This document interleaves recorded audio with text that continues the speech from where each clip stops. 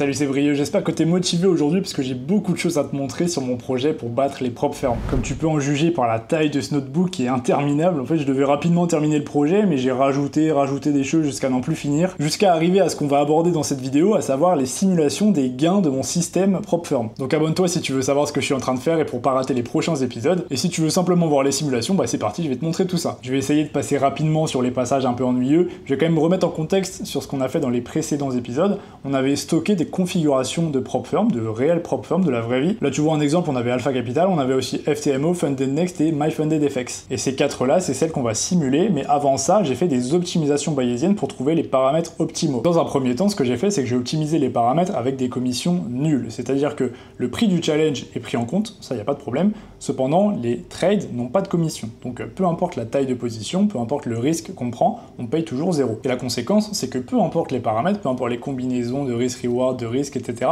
ça revient toujours au même quand il y a 0 commission.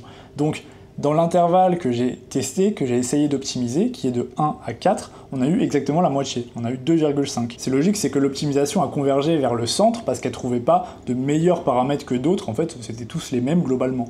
Cependant, ensuite j'ai fait avec des commissions. Et les paramètres ne sont plus les mêmes, tu vois que c'est autour de 3,5. Oui, je précise d'ailleurs, là il est marqué 36, mais il faut l'interpréter 3,6, parce que la granularité c'est 0,1, donc si on a 21, ça fait 2,1, 36, ça fait 3,6. Et donc selon l'optimisation, ce qui maximise le profit total, donc ce qui minimise les commissions payées, ce qui minimise le nombre de trades, ce qui maximise le nombre de payouts, etc., eh bien c'est ça, c'est 3,5 de risque et 3,5 de RR.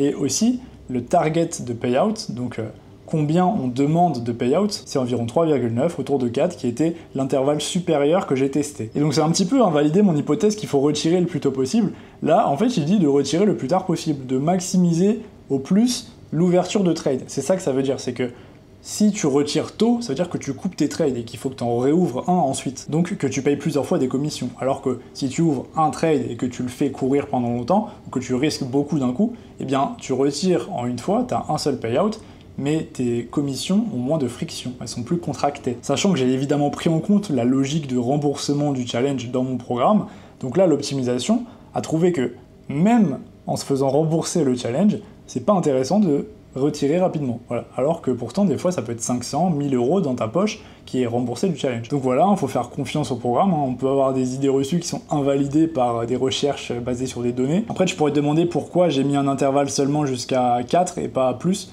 C'est que ensuite, c'est un peu lointain, et j'ai peur que les prop firms refusent les payouts.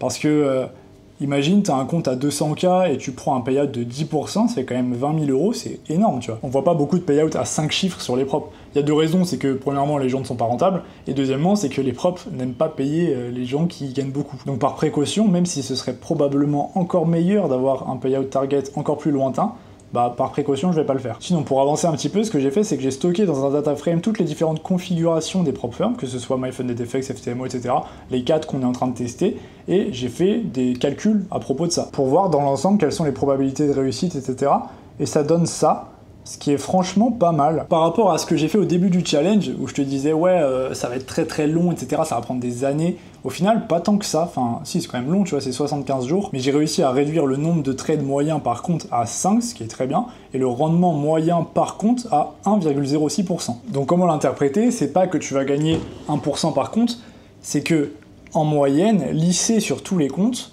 eh bien, il te faudrait à peu près 10 comptes pour faire 10%, tu vois, c'est ça l'idée. C'est-à-dire que sur les 10 comptes, tu pourrais en perdre 8 ou 9, mais le 1 ou 2 qui vont gagner, ils vont gagner beaucoup plus, ils vont gagner 10% potentiellement. Ça va être un problème au niveau de la distribution, mais c'est quand même pas mal. 1% par compte, si ça prend 75 jours, même en prenant large, disons ça prend 90 jours, disons ça prend 3 mois, c'est quand même pas mal, 1% en 3 mois. Sur un compte 200 000, ça fait 2000, ça fait à peu près 600 et quelques euros par mois, c'est quand même assez correct. Parce qu'évidemment, tu peux prendre plusieurs comptes en parallèle sur plusieurs prop firms, donc ça vaut le coup, à vue d'œil. Cependant, il y a un truc très important que je veux te montrer, c'est au niveau de la distribution des rendements. Là, je te montre déjà juste les rendements, les résultats des comptes mis les uns après les autres, quoi. On transforme tous les résultats en série temporelle, et ça nous donne des belles courbes de rendement, comme ça, qui montent jusqu'au ciel, avec des excellents Sharp, hein. Les ratios de Sharp ici, tu les vois, ils sont vraiment très bons. Là, à vue d'œil, ça paraît génial. Tu te dis, ok, trop bien. En 1000 comptes, on gagne 2 622 000 avec des 200K, 89 000 avec des 10K, sauf que le problème, c'est que les résultats, ils sont produits par ça. Ils sont produits par la petite queue ici, là. c'est rien du tout. Et même pour te dire, en fait, j'ai nettoyé les données, j'ai retiré les outliers, les données extrêmes, et voilà ce que ça donne. Sans les données extrêmes, c'est juste l'inverse, quoi. Tu perds quasiment tout ton argent tout le temps. Parce que tu regardes la courbe jaune, c'est 25K, c'est quasiment 90% de pertes. Tu vois, on passe de 100 à peu près 10. Là, on passe à peu près 50, donc pareil, 50% de pertes. En gros, on perd de l'argent, quoi. C'est juste mauvais. Donc ça, c'est pas ce qui se passerait dans la réalité. Ça, c'est juste avec les données nettoyées, on retire les gains extrêmes. Mais le problème, c'est que justement, quand on retire les gains extrêmes, il n'y a plus rien. Donc, qu'est-ce qui se passe si t'as pas de chance, déjà, que t'as pas des gains extrêmes, que sur la durée, voilà, t'as une anomalie statistique et juste tu tombes dans le mauvais panier, ou alors un problème plus terre à terre, c'est qu'une prop firm peut faire faillite, ou alors elle peut te refuser un payout. Donc tes gains, ils sont créés par une toute petite partie de payout, mais s'ils arrivent pas, cela, bah ça perd, quoi, juste t'as perdu, tu perds tout ton argent. Tout mon système a un biais positif énorme, complètement aberrant. Tu vas perdre la plupart du temps et tu vas gagner un tout petit peu et ça va rattraper toutes les pertes. Et c'est très dur à tenir psychologiquement, ça. Faut rentrer dedans avec beaucoup de courage et de rigueur et de discipline. Et encore, si c'était que ça, ce serait pas un problème. Si c'était garanti qu'à long terme on gagnait de l'argent, bah, tout le monde le ferait, il y aurait même pas de question. Mais juste dans la réalité, il peut y avoir de la friction qui est un petit peu inconnue. Le postulat, c'est que tu vas faire beaucoup de comptes. Donc déjà, il faut que tu sois solvable, et en plus, il faut que les prop firms soient encore là dans quelques années, ce qui n'est pas à gagner. Bref, donc je vais te montrer quelques statistiques, et tu vas voir que sur le nombre de comptes que tu fais, les stats sont pas les mêmes. Par exemple, sur 1000 comptes, on a un skew, un biais de 8, ce qui est beaucoup, mais bon, ça va. Comparé à ce qu'on va voir après, ça va. Et le Kurt, il est de 111, ce qui est énorme, ce qui est absolument énorme, mais pareil, ça va, parce que pour les prochains, pour 10 000 simulations et 100 000 simulations, tu vois, on a un Kurt qui arrive à 8686. J'ai tout simplement jamais vu ça, enfin, j'ai jamais vu un Kurt aussi élevé dans une distribution. Après, c'est normal, parce que c'est pas des rendements de marché financier. Il peut y avoir énormément de différences entre le rendement N et le rendement N plus 1, donc c'est normal que ça crée des choses comme ça. Mais bon, ça fait peur, quoi. Parce que moi, je traite cette stratégie comme une stratégie comparable à une autre stratégie qu'on pourrait mettre sur les marchés financiers. J'ai toujours ce raisonnement de trader où je veux allouer mon capital de la meilleure des manières. Donc je suis obligé de la traiter un peu de la même manière que mes autres stratégies, même si elle est fondamentalement complètement différente. Là, c'est pas des résultats de trade, c'est des résultats de compte. C'est juste le prix du challenge contre le payout, enfin tu vois, c'est ce genre de choses. Et donc les résultats nettoyés, tu vois qu'ils ont rien de spécial, tu vois, il y a même un negative skew, le Kurt il est de 1, donc aucun problème. Pareil pour les 10 000, il n'y a rien à signaler, quoi. C'est juste que les gains extrêmes, ce qui produit tout ce que je t'ai dit juste avant, ce qui produit toute la performance, c'est ça qui génère des énormes queues de distribution. C'est ça d'ailleurs, si j'ai pas expliqué, le Kurt ça fait des grosses queues, c'est ce que je t'ai montré juste au-dessus, c'est ça, voilà. Tu vois une barre, la plupart, quasi-totalité des rendements, c'est juste tu perds le prix du challenge. En gros, c'est ça que ça veut dire. Ce que j'ai fait ensuite pour remédier à ça, même si ça remédie pas à grand-chose, c'est en fait pour essayer d'investir moins, j'ai adopté une stratégie martingale pour voir, juste pour tester. Je sais pas si je vais le faire, je vais probablement pas le faire. En fait, je me suis dit, la stratégie, ça pourrait être sympa. On commence par un compte à 10K, si on perd, on passe à un compte à 25K, si on perd, on passe à 50K, et ainsi de suite, jusqu'à ce qu'on gagne. Et donc, vu qu'on passe à un compte d'une taille supérieure, le payout sera supérieur et va rembourser tout le reste. Et tu vois que c'est quand même pas mal, hein. Sur 1000 comptes, pareil, notre equity curve, elle est très bonne, et on gagne 1 600 000, tu vois, entre 1 million et 1 600 000 en 1000 comptes. Sauf que ce qui est bien, c'est qu'on investit moins, parce que sur le compte à 200K, attends, je vais te remettre le graphique, sur un compte à 200K chez FTMO par exemple, ici, tu vois, on gagne plus, on gagne 2 600 000. Sauf que les comptes à 200K, ça coûte 1000 euros. Donc si on veut acheter 1000 comptes à 1000 euros, ça fait 1000 fois 1000, ça fait 1 million d'investissement. Ce qui est beaucoup. C'est le cas de le dire, je pense que personne qui a 1 million d'euros va investir 1 million d'euros dans des prop firms, ça n'a aucun sens. T'achètes des bons du trésor et t'attends. En fait, ça vient remettre en cause l'idée que les prop firms, c'est fait pour les gens qui n'ont pas d'argent. C'est fait pour les gens qui n'ont pas de capital. C'est pas vrai en fait. Je l'avais déjà dit, mais c'est juste pas vrai. Concrètement, dans les données, si t'as pas d'argent, tu gagneras pas beaucoup avec les prop firms, parce qu'il faut que tu investisses beaucoup. Le système prop firm, pas que mon système, hein, le système prop firm dans l'ensemble, le modèle, il est très biaisé positivement. En fait, tu vas beaucoup perdre, et tu vas peut-être gagner plus avec 1 ou 2 challenges qui passent et qui te génèrent beaucoup de payouts. Mais du coup, il faut que tu sois solvable, il faut que tu aies beaucoup d'argent à investir. Si t'as pas beaucoup d'argent, si t'as juste 1 ou 2 comptes à mettre, c'est quoi la probabilité que tu aies un gros payout en 1 ou 2 essais ? C'est pas énorme. Et même si t'es rentable, et ça j'insiste, hein, tu peux être rentable, tu peux avoir une stratégie géniale, les prop firms, c'est comme ça. Le modèle est fait d'une certaine manière qu'il faut beaucoup essayer. À long terme, tu vois, si t'as un algo qui fonctionne, bah ta courbe elle monte, hein, génial, tu gagnes de l'argent, mais il faut que t'aies beaucoup d'argent à investir. Et là, tu vois, pour gagner 2 622 000, il faut investir 1 million dans les prop firms, il faut acheter 1 million d'euros de comptes. Donc bon, je sais pas si c'était dans tes plans, mais moi je pense que c'est pas dans les miens. T'imagines le temps, l'énergie qu'il faut pour acheter les comptes, les gérer, etc., passer en phase 2, enfin, plein de choses vraiment reloues avec les prop firmes, tout ça pour gagner pas énorme au final. C'est bien, hein, 2 622 000, du coup c'est 150% de rendement sur ton investissement d'1 million, donc c'est très bien, c'est parfait. Mais déjà 1000 comptes, c'est sur combien d'années? Plusieurs années, tu vois, 1000 comptes, tu le fais pas en 2 semaines. Bon, je vais pas trop passer de temps là-dessus parce que je vais te montrer la martingale. Donc la martingale, comme je t'ai dit, on passe au compte supérieur si on perd le compte précédent. Donc on a quand même des Sharp qui sont très corrects, qui sont très bons, hein. Au-dessus de 2, c'est excellent. Donc ça veut dire qu'il n'y a pas trop de volatilité, c'est normal, hein, parce qu'il n'y a pas des gros mouvements. Globalement, soit tu perds petit, soit tu gagnes gros, mais ça change pas dans tous les sens tout le temps, quoi. Donc la volatilité est assez réduite. Et tu gagnes beaucoup, et en investissant moins. Regarde, je vais te montrer combien on investit. Je l'ai mis juste en dessous. On va aller voir ça. Et en fait, vraiment, tu investis beaucoup moins. Attends, je descends parce qu'ensuite, j'ai fait avec les prix promo et sans promo. Où est-ce que je l'ai mis? C'est pas possible. Tu vois, au début, j'étais hyper organisé, tu vois, j'avais tout bien mis. Et là, à la fin, j'ai tout mis dans le même notebook. C'est pas ce qu'il faut faire. Mon projet Héraclès qui part totalement en vrille, il est temps que je le termine. Je l'ai appelé Héraclès pour les travaux d'Hercule. Je pense que tu connais.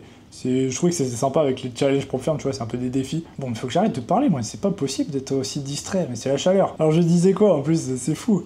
Dis-moi, je disais quoi, là? J'étais en train de dire quoi? Ah oui, je voulais te montrer combien ça coûte. Alors je vais mettre, pareil, je vais mettre 1000, je vais mettre une séquence de 1000 comptes martingale, et on va voir combien ça gagne. Donc c'est quand même beaucoup mieux. Tu vas voir que on va gagner 1 768 000, sauf que on va dépenser beaucoup moins. On va calculer les frais juste ici. Tu vois que ça va être plus proche des 600 000, tu vois, à peu près 600 000. Et là, bon, lui, il a fait banqueroute, je crois. Tu vois, j'ai eu un système de banqueroute aussi. Mais là, tu vois, 500 000, donc quasiment la moitié du million qu'on a investi avec les prop firm, avec les comptes 200K uniquement. Pourtant, on fait quand même des très bonnes perfs, tu vois. On fait aussi 1 million. On fait plus d'1 million sur Funded Next. On fait plus d'1 million pour FTMO. Alpha Capital, pareil, quasiment tout le temps 1 million. Donc, pas mal, quoi. Ça permet d'investir moins et toujours avoir une perf très correcte. Sauf que le problème, c'est qu'on peut faire banqueroute. On peut être insolvable avant d'arriver à la fin de la séquence. Là, j'ai mis un seuil à 10 000 €, on peut mettre plus. Si on met plus, si par exemple tu as 20 000 €, je crois que ça fait jamais banqueroute. Tu peux jamais, enfin j'en ai jamais vu, j'ai fait quelques essais avant et ouais, tu vois, il y a tout qui fonctionne. Enfin en gros, si tu as minimum 20 000 € à investir dans les props, tu peux pas perdre, tu peux pas tout perdre. Tu es certain quasiment de gagner, en tout cas avec mon système. Mais donc ce qui se passe, enfin ce qui peut se passer, c'est que si, je sais pas, tu veux investir, allez, 5 000 €. Si tu investis 5 000 €, c'est probable que tu fasses banqueroute avant de terminer la séquence. Banqueroute, qui veut dire, en gros, t'as plus de sous, quoi. Tu vois, j'ai mis, même, tu vois, au bout du 24e compte. C'est-à-dire, à quel moment ta balance courante, quoi, de compte à compte, un compte après l'autre, etc., soit tu perds, soit tu as le payout, etc., eh bien, au bout du 24e compte, tu peux faire banqueroute, tu peux perdre tes 5 000 €. Même plus, tu vois, on a dépassé carrément le seuil. Ça peut être au bout du 9e, 8e, 10e, enfin, je pense que t'as compris. Ça peut arriver un peu n'importe quand. Il suffit d'une série de défaites, hein, tu vois, pas de chance. Même avec un système rentable comme celui-ci, pas de chance, ça arrive vite. Et les martingales, c'est très risqué. Mais bon, pourquoi j'ai testé ça? C'est que c'est pas si risqué que ça au final. Comment dire, pour pas paraître taré? C'est que, bah, si t'as 10 000 € à investir, tu préférerais quoi? Investir 10 000 € et potentiellement gagner 1 million, ou alors investir 10 000 € en bourse et faire tes 5% par an, et c'est ridicule. Je sais pas, j'ai envie de prendre des risques, tu vois. J'ai envie de devenir riche. Je suis trader pauvre qui va devenir riche. Donc je me dis, voilà, pourquoi pas balancer 10 000 € comme ça, si je les perds, tant pis, hein, c'est pas grand chose. Et disons, sur une séquence de, je sais pas, une dizaine de comptes, je vais mettre 10 comptes pour voir. Sur 10 comptes avec 10 000 €, tu vois, tu peux pas faire banqueroute sur 10 comptes. Il y en a qui vont perdre potentiellement. Tu vois que là, il y en a 10, donc il y a 40% qui ont perdu. Un qui est break-even, un qui est quasi break-even, 2 qui ont perdu 7 000, et tous les autres ont gagné. Tous les autres sont en positif de au moins 2 000 €. Donc pas trop mal, quoi, pas trop mal. Pareil pour Alpha, il n'y en a que 20%, il n'y en a que 2 sur 10 qui ont perdu. Et là, pareil pour Funded Next, il y a entre 20 et 40% des comptes qui perdent sur une séquence de 10 challenges. Donc globalement, on pourrait dire, ça revient à prendre un trade un peu risqué, avec un risk-reward de 1 pour 1, 1 pour 2. Tu vois, tu risques 10 000 €, et tu vas potentiellement gagner 15 000, ou tu vois, 9 000, 4 000, enfin gagner de l'argent. Et tu vas aussi potentiellement en perdre une partie. Tu vas avoir un retour négatif sur investissement. Tu peux perdre 30%, perdre même 70%, tu vois, c'est quand même risqué dans l'ensemble. Mais bon, ça vaut le coup peut-être, on verra, je sais même pas. Là je t'avoue, cette vidéo, c'est vraiment pour ceux qui sont intéressés par ce que je suis en train de faire. Si ça t'intéresse pas, bah, tu peux me le dire en commentaire, ça ne m'intéresse pas. De toute façon, j'ai bien vu avec le nombre de vues que font mes vidéos comme ça, où je te présente mon code, enfin je te présente mon travail, ça fait moins de vues que mes autres vidéos, donc je me dis que ça intéresse quand même moins. Donc merci à toi si tu regardes, tu fais partie des quelques personnes qui vont potentiellement réussir, parce que ça, c'est l'aspect moche du trading, voilà, travailler, c'est relou. Mais c'est ça qui fonctionne, hein, c'est ce qu'il faut faire. Bref, donc tu vois que, en fait, on n'investit pas les 10 000 euros, tu vois. Les runs, il y en a qui, juste, tu payes moins, au final, sur 10 comptes, t'es pas obligé de mettre les 10 000. Donc c'est même pas 10 000, en fait, le seuil, c'est 10 000. Tu dis, t'as une pochette d'investissement, une enveloppe de 10 000 euros, mais au final, tu les mets pas tous, tu vois. Sur Alpha, c'est entre 2 000 et 5 000. Donc voilà. Franchement, 5000, qui n'est pas prêt à mettre 5000 euros dans des comptes propres firm juste pour gamble et voir si ça fonctionne? Non, je me dis, c'est peut-être pas une bonne idée de dire ça sur YouTube. Ouais, ça faut que je le coupe au montage. Je vais me prendre des procès, les gars. En fait, je pense que je vais pas partager les algos que je vais utiliser pour le faire, parce que j'ai peur que les gens le fassent et qu'ils aient pas de chance et qu'après ils disent que c'est de ma faute. Ça, ce serait terrible. Parce que là, tu vois comme moi, hein, je peux pas être plus transparent. Oui, ça gagne en général, mais ça peut perdre aussi. Le trading comporte des risques, je ne suis pas responsable d'éventuelles pertes financières. Voilà, petit disclaimer. Après, il y a toujours la deuxième option qui est de le faire normalement, quoi. Juste, au lieu de faire de la martingale, t'achètes les comptes, tu prends que des 10K, que des 25K par exemple. Là, j'ai fait 10 runs, 10 comptes, et tu vois, avec un 10K, tu peux gagner 800 euros. Avec un 25K, 10 000 euros. Bon, là, il y a eu de la chance, je pense, mais c'est quand même pas mal, tu vois. Là, 10K, bon, moins 800, pas de chance. 25K 3600, 50K 3600, ça dépend de ta séquence, hein, ça dépend de la chance que tu as, ça dépend de ton talent aussi, ça dépend si tu prends des bons trades, parce que c'est vrai, je parle beaucoup de chance, mais c'est une manière de parler, c'est pas de la chance, c'est plutôt est-ce que tu es performant ou pas en ce moment, et si tu es dans une mauvaise passe, ce qui peut arriver, même pour les meilleurs, bah voilà. On va le refaire une dernière fois pour le fun, tu vois que là, 25K tu gagnes 400 euros, 10K 3700 euros, bon voilà, ça se tente, hein. Et si par exemple tu veux vraiment mettre ton enveloppe de 10 000 euros, eh bien t'achètes 10 comptes de 100K qui coûtent 1000 euros, et tu peux potentiellement gagner 16 960. Donc 150% de retour, c'est quand même très bien. Donc voilà, c'est la fin de la vidéo, j'espère qu'elle t'a plu, j'espère que t'as compris ce que je faisais. Si c'est pas le cas, je t'invite à regarder ma série Prop Firm Funded, où j'ai fait déjà d'autres épisodes où je te montrais quelques aspects techniques. La suite arrive bientôt, j'ai déjà commencé à intégrer des stratégies pour être sûr qu'on soit au plus proche possible du réel, et qu'on n'ait pas de mauvaises surprises si jamais je décide de lancer en réel ce projet, parce que je l'ai pas encore décidé. En attendant, abonne-toi pour pas rater les prochains épisodes, mets un j'aime, mets un commentaire, dis-moi ce que t'en as pensé, et on se retrouve très bientôt, c'était Brieux. Ciao.